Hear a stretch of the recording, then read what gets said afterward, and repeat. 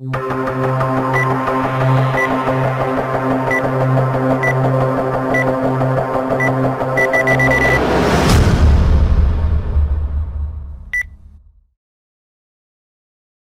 is Lisa from Mobile Tech Review, and today we're going to look at what's going to be one of the hotter notebooks probably for the year. This is the late 2013 edition MacBook Pro 13-inch. Now that means Retina because they're doing away with the non-Retina displays. We have Intel Haswell inside, of course, that lovely Retina display. We're going to look at it now. So here it is, Apple's latest generation MacBook Pro 13-inch. They've dropped the word Retina from the product title, but this is indeed a Retina display. Now, just this week they announced these new MacBook Pro 13 and 15-inch models, and you'll notice that all the non-Retina models are gone except for the base model 13-inch. You can still get the non-Retina 13-inch for now, but it's only $100 cheaper, so honestly, why would you do it? It has last generation CPUs, spinning hard drive, all that kind of thing.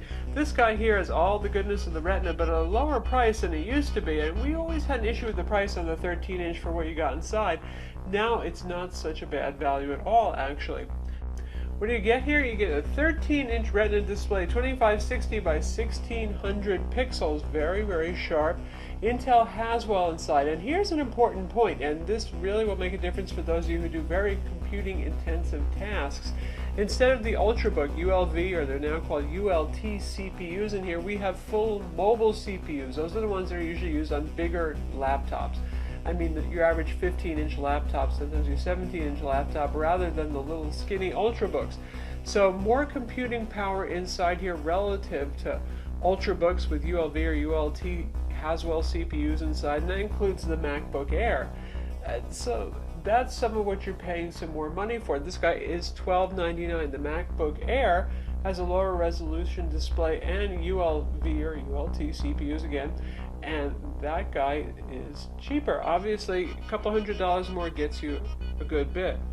Now, speaking of the MacBook Air, this is not a very heavy machine either. 3.46 pounds, so call it 3.5 pounds. So this is about a half pound heavier than the MacBook Air, half pound heavier than most Ultrabooks on the market. They tend to be about 3 pounds. So it's not much more. To be honest, I do notice the weight difference when I pick it up though. After I've been carrying the MacBook Air or one of our other Windows Ultrabooks, you do notice the half pound. It's not quite as, oh my god, it's so feather light, I can't believe it. It's got some heft to it. But still, it is only 3.5 pounds. It's not really heavy. So for those of you who really want an Ultrabook, but you do massive Excel spreadsheets with 10,000 rows, you edit HD video, that sort of thing, this becomes more tempting because it has more processing horsepower. We also have Intel Iris graphics inside. That's HD 5100. So it's not the fastest of the Intel HD graphics, but it's noticeably faster than the Intel HD 4400 used on Ultrabooks with the ULT CPUs inside, and even faster than the 5000 graphics. It's about comparable to a lower end dedicated GPU, maybe like NVIDIA GT 630 or 640 to give you an idea of the mobile M versions of those. So it's enough to give you a little kick to play something like Diablo or World of Warcraft 3. We'll show you Diablo 3 in a minute, as a matter of fact. Typical of the MacBook Pro design is pretty much the same thickness all the way around. Beautiful attention to detail. We don't have to tell you about that. I mean, the fit and finish on this thing is perfect. Beautiful aluminum unibody design. Not a rough seam anywhere. Nice to look at. Bottom here with our usual rubber feet. A whole lot of teeny torque screws. Honestly, folks, there is no point in taking the bottom off of this machine because it's pretty much not repairable if you open it up. You're going to have to send it in Apple. If the batteries are glued inside, for example, you could get to the SSD drive if you want to replace it. Now this uses the new PCIe with the gumstick form factor SSD. Those are pretty hard to find right now. RAM is soldered on board. The Airport wireless card 802.11ac Broadcom chips inside, that is socketed and that is upgradable too. So typical again of Ultrabooks, there's not a lot to get to, and the battery in fact is a little bit more obnoxious because they darn well glue that thing in. Notice here we actually have some air vents. That's nice that Apple finally made concessions to design and realized that these machines do need to breathe, so not just the vents right where the display meets the body of the laptop anymore, a little extra. Generally speaking, it's pretty quiet. It's metal on the bottom. You can feel some heat if you're doing something like, well, like I was doing, playing Diablo 3. It's not going to fry your skin off if you're wearing shorts, but you probably wouldn't want it against your legs if you're doing some compute intensive. If you're just using web browser and email, no, it's not going to get warm. Fan is typically hardly on. That's normal for Apple these days. They really don't like to run the fans unless they have to. Again, if you're doing something like Diablo 3 or some massive computing kind of endeavor, then the fans will kick on. Particularly if you're doing 3D gaming, you'll hear the fan blowing just like you would on any laptop. Rigid, no flex. The usual Apple logo that lights up, courtesy of the backlighting of the display. Now on the side here we have MagSafe 2 power connector. We have two Thunderbolt 2 ports now, even faster. USB 3.0 port on this side, combo mic headphone jack right here. On the other side we have another USB 3.0 port, full-size HDMI port, and a micro SD, an SDXC SD card slot right there. So, kind of typical ports for Apple, enough to get by on. Certainly you can always use a USB hub if you need to. The usual nice sculpted cutout here, so when you lift up the display, you've got a little place to grab on it. Pretty stiff as always with Apples. I like to use two hands to open it up, and you see inside the usual Apple great trackpad. Nice large glass trackpad, does multi-touch gestures well, very smooth. You know, they make the best. As long as you're running Mac OS. So this is the important part to get to, because I know a lot of you are going to say, what about this compared to the Samsung AtiBook 9 Plus or the Acer Aspire S7 Windows machines? What operating system do you want to run? Macs are awesome when you're running Mac OS 10, and by the way, this ships with Maveriks, the latest, greatest operating system, 10.9 from Apple. Not so much if you're running Windows under Boot Camp. Now, some of you are just going to use Parallels, and that's a virtual machine environment, basically, where you're running full Windows inside, like as if it was an application on your Mac. But for those of you who are going to boot camp back and forth, the drivers on the Windows side, metza. There goes your battery life. The cooling isn't quite as efficient. The trackpad driver isn't as great. So, great machine to buy if you want to run Mac OS 10, or if you're going to use Parallels and just occasionally visit the world of Windows, or maybe more than occasionally. But I really, for those people who just want to permanently boot camp into Windows on these, I always say just go get a Windows machine to start with. Usual awesome keyboard right here, backlighting. Ambient light sensor works well with that. You can adjust the backlighting levels. Always Apple makes a really nice responsive keyboard.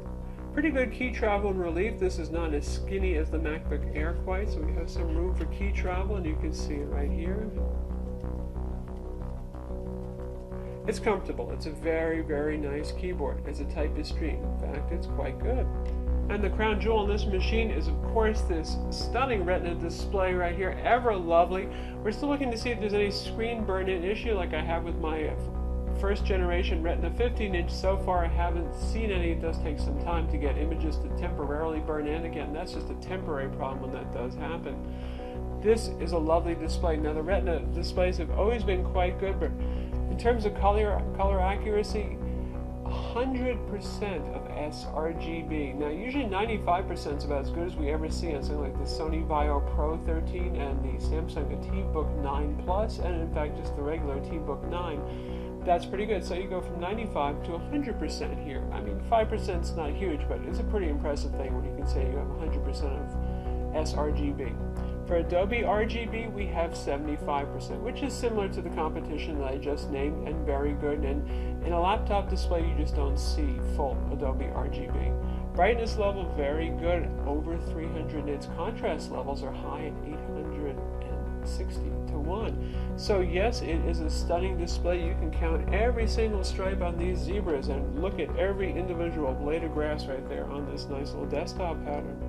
As I mentioned, this comes with OS X Maveriks, which is the latest and greatest, and as you know, Apple has now made OS updates free, so you never have to worry about that again. And we have the base model here, the $1299 model, 2.4 gigahertz Intel Core i5 CPU with Turbo Boost, 4 gigs of DDR3 RAM on board, and 128 gig PCIe SSD, and that memory is DDR3L memory, which Haswell requires. Specifically, the CPU is the i5-4258U, and again, it has Intel Iris 5100 graphics. That's a 28-watt CPU as opposed to the lower wattage ultra-book CPUs, and that's where you're getting your power from. Maffirex includes such things as a Maps application now, and you can just scroll around easily with 2 fingers. If you have an iPhone, you can actually send maps to your iPhone. Then we have 2-finger gestures so we can zoom around the map. Right up the trackpad for some reason is not doing pinch zooming, but you can double in or use the zoom controls on that. We also get iBooks. So that's not just for your iPad or iPhone anymore. So you can buy books right here, and any books you have in your account will also show up. Also, iWork, iLife apps are all included now too with the newer Macs. So you get the Mac compatible version of spreadsheet, Word document, PowerPoint. It's Apple's own branded version of those, or you can install MS Office if you want as well. Of course, Mac OS comes with all your PIM applications, your calendar, your contacts, and those all have a modern look. They've gotten rid of the skeuomorphistic kind of stuff, just as they did with iOS 7 on the iPhone and iPad. Now, for those of you who have more money to burn, of course, you know there are higher end configurations as well. You don't have to get the $12.99 model, though I think that this would suffice for most people, especially because Mac OS X is very good with RAM. You really don't need a whole lot of RAM to run things. In fact, that's also true Windows 8. I know a lot of you people are just wanting to get 8 gig machines, but even if you're running Photoshop, Excel, and a bunch of other things at the same time, really 4 gigs is fine, but that's up to you. Anyway, since the RAM is soldered on, it's nice to know, because you can't upgrade it afterwards, that you have what you think you need. So for $14.99, you can stick with the same CPU that's in here, the 2.4 gigahertz dual core Core i5, but get 8 gigs of RAM and a 256 gig SSD. $17.99 will get you a faster Core i5, 2.7 gigahertz with 8 gigs of RAM and a 512 gig SSD. Now, if you really want to go crazy and you got the money to spend, you can go with that top model that I just mentioned, the $17.99 model, and then if you add another $500, you can get a terabyte SSD. So you're talking getting close to the mid-2000s there, but you can do it if you want. And as well, if you want 16 gigs of RAM, that is $200 additional above the 8 gig model pricing. So, as ever, there's configurable options here. There is no internal optical drive. Apple doesn't put that on their Retina Macs, nor they do it on the MacBook Air. It seems to be disappearing from laptops right and left, unless they're fairly large. But you can use an external Thunderbolt, USB, you name it, optical drive with this guy if you need to install software from CDs or just access anything that's on a CD. Mac OS does not natively support Blu-ray though.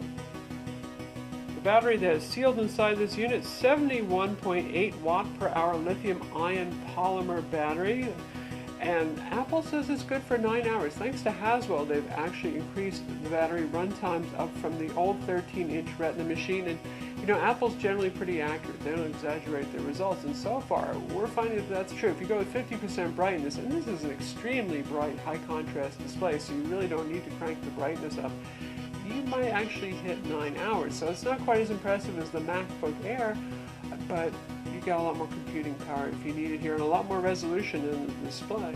And speaking of the MacBook Air, we'll do a little comparison so you can see them. And now we have the Air right on top, razor thin at the front because it tapers so much. So from the front you say, oh my god, what a difference. But if you turn them around to their back sides, or even from the side, you can see how the gradually gets fatter on the Air. There's where your size difference starts to equal out by the time you get to the back. They have just about the same footprint. The Air is actually slightly bigger. As you can see, it's got a little bit more overhang over here. And we've got it lined up front to back too. It's actually a little bit deeper. But there's your size difference. Half pound less, lower resolution display, lower wattage CPU in our MacBook Air. Also a couple $100 less money, and plenty enough computing power for many people.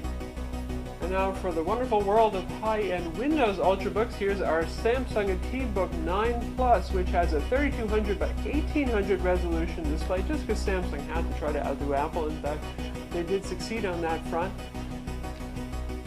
Similarly priced, also very thin, also metal casing, half a pound lighter. It is 3 pounds. And much like the MacBook Air, you can see it's thinner in the front, gets thicker at the back, but overall the whole thing is thinner.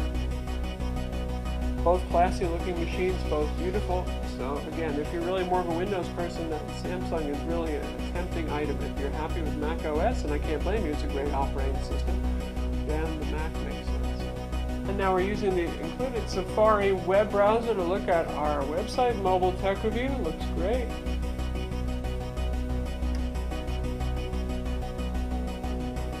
Works very fluidly. Of course, you know, it's a full power computer. That's not going to be a problem.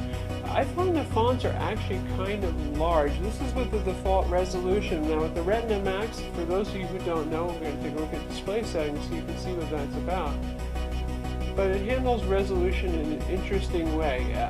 Probably overall it's still more nice than Windows 8.1 even, but if you choose best for display right here, instead of seeing the 2560 by 1600, you're going to see something that's more like 1440 by 900, which is what you would see on a non-Retina Mac. Now it's doing essentially something pixel doubling or quick pixel quadrupling, so you get more pixels per square inch, so all the fonts look super duper fine and stuff, so it actually looks very nice, but things are fairly large, so you're not using your screen real estate perhaps to best advantage, especially for those who use Photoshop or anything that has lots of palettes. So you can also choose scaled, and then it won't give you the numerical values here, but you get the idea. If you go all the way to more space, it's going to run at maximum resolution. We can go to something that's sort of like, it tells you here underneath,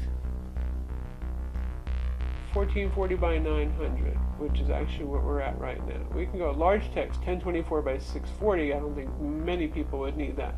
So we can go up to 1680 by 1050 for an equivalence. It's actually not going to let us choose the maximum resolution. Well, let's go to that, which was the old standard high resolution option on 15-inch MacBook Pros. And personally, I actually like this better. Now, you won't get as much of the font smoothing maybe going on, but that looks pretty darn nice, and I think it's still quite readable. Our dock is resizable, so we can make those bigger if we want. The desktop Macintosh HD is still easily viewable. So that's a nice option to have right there. If you're running something like Photoshop, boy, it's going to be cool because you got room for a pretty good sized photo there and your palettes. And also if you're using something like iMovie, you got more room for your clips and all that. As I mentioned, you get all the iLife and PIM applications built in here, plus Photo Booth. Of course, you get your iMovie here, your iPhoto. You can download Pages, Keynote, all of those things as well. We're going to test out Diablo 3 now. And also, you know, it plays video just fine. We're not going to make you sit through another replay of a YouTube video. Trust me, it looks great. It's beautiful. It's a powerful computer. It can easily do that.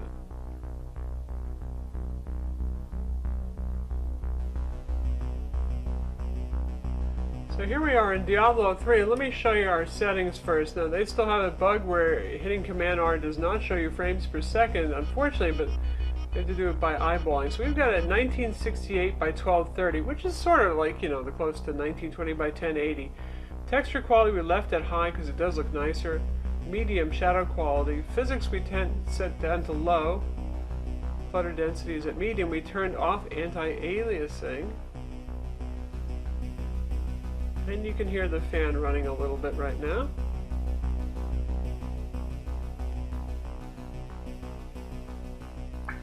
Speakers are pretty good on this.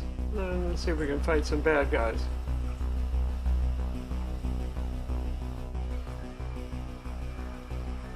Alright, we got some zombie goodness now. Great stereo speakers on this.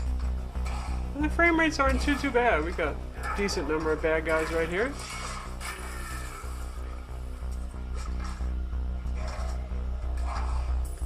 Glossy display can be a little bit trying in a dark game like this. But overall, it's doing pretty well. And that's at high resolution with moderate settings.